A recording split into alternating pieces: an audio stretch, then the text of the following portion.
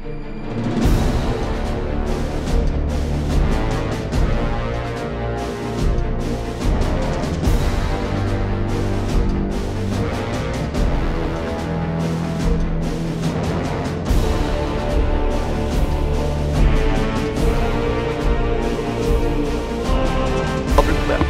evening, ladies and gentlemen. Harlequin here, and we are moving on to another game. I think this is the 5th game in a row. Again, this is kind of just an improvised kind of morning thing we decided to do.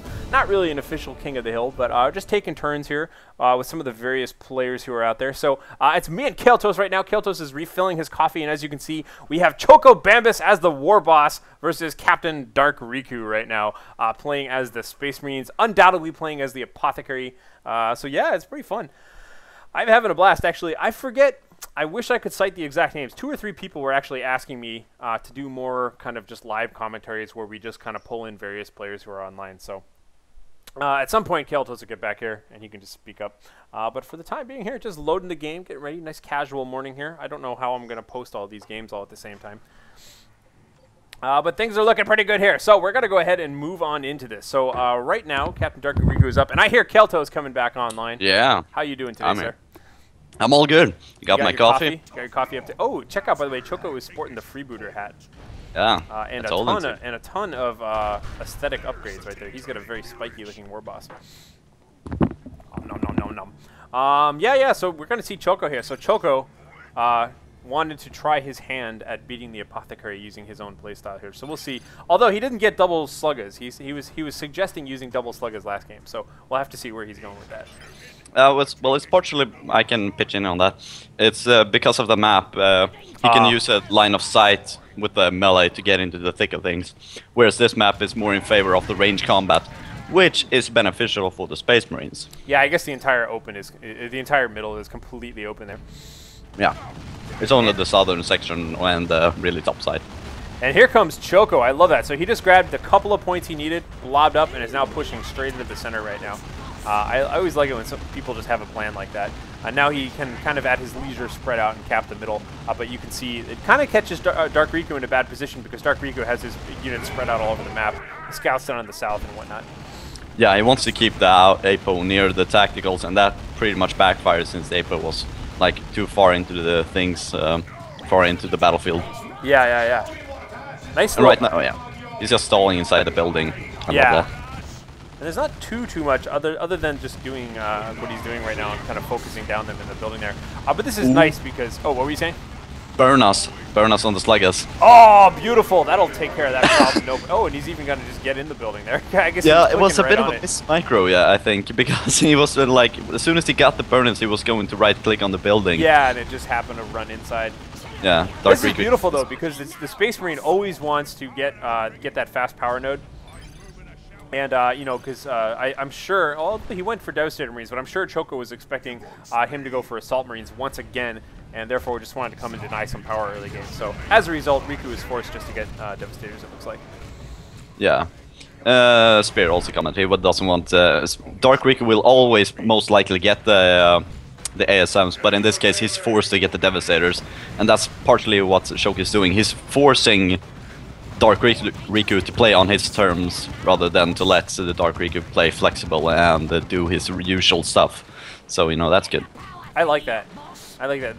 I always compare stuff to chess whenever I can. Like, at the end of the day, I like to watch chess. Like, I get sick and tired of watching Dawn of War, so I just watch chess. And that's a common chess tactic. Oh, no! There was a little bit of and now I'm angry misfire there. But that's a common tactic, which is just, you know, intentionally doing moves that you know will just put your opponent in a style of game that he's uncomfortable with, even if it's not the best move. Yeah, I don't think he necessarily also missed. I just think he wanted to heal up his war boss a bit. Oh, maybe just stopping it right there? Yeah, I guess there's no targets there.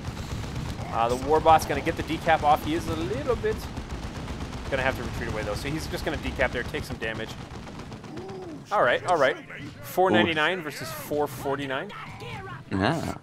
We also have the full power now for the Dark Riku, and he's just gonna hoard up that to plus 50, or well, until he's over 50, and then just hoard up some requisition and then fill those ASMs, I guess. Or he's gonna go for double Devastators. Works really well against orcs as well. We got our double shooter boys down here right now, just kind of firing away. Oh no, getting a little bit suppressed. The Devastator's just barely set up there in time. Did some damage there, and I guess the Apothecary is just going to kind of chase him away for the time being here. So, Choco. He's saving up his power. He does not have a lot of requisition, though. Honestly, he only has his natural requisition point. Oh, I'm sorry, he has the southern one, too. Of course.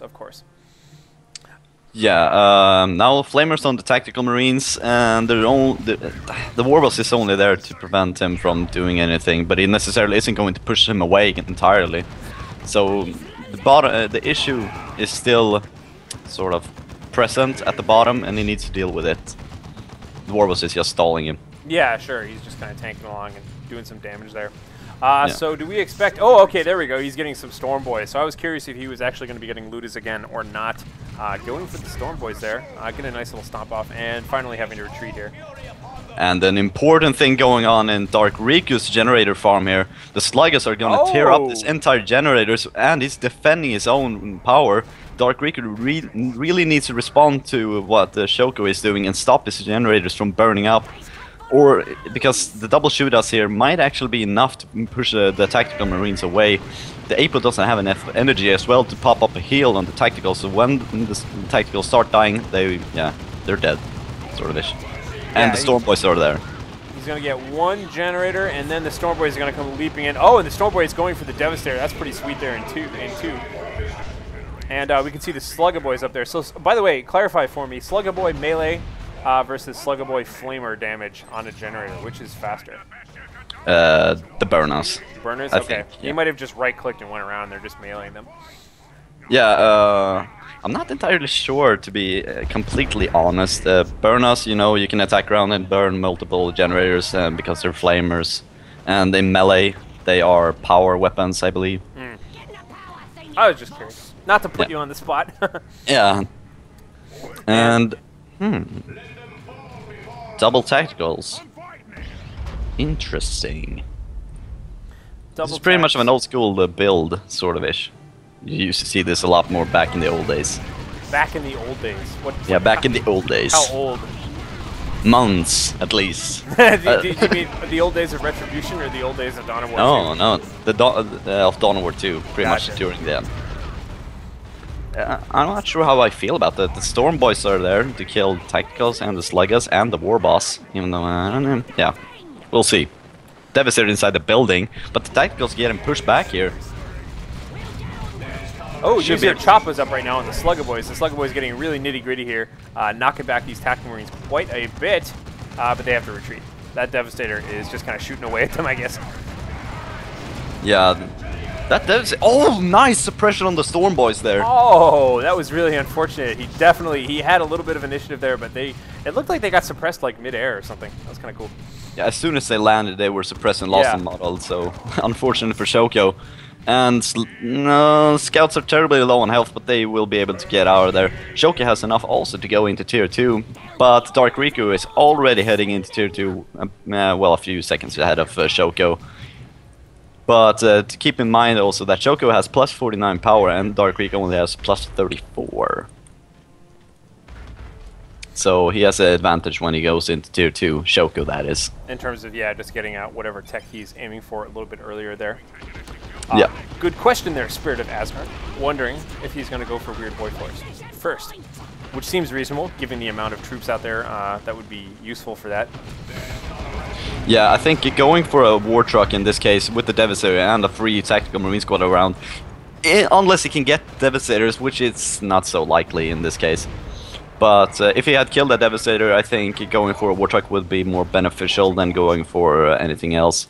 But Weird Boy in this case makes sense because of he can knock down the Tacticals and do some damage, and the Warp Vomit and the Sap. It's gonna be nice. But Ricky giving an input, Sticks are better at this map. He has more knowledge of orcs than I do.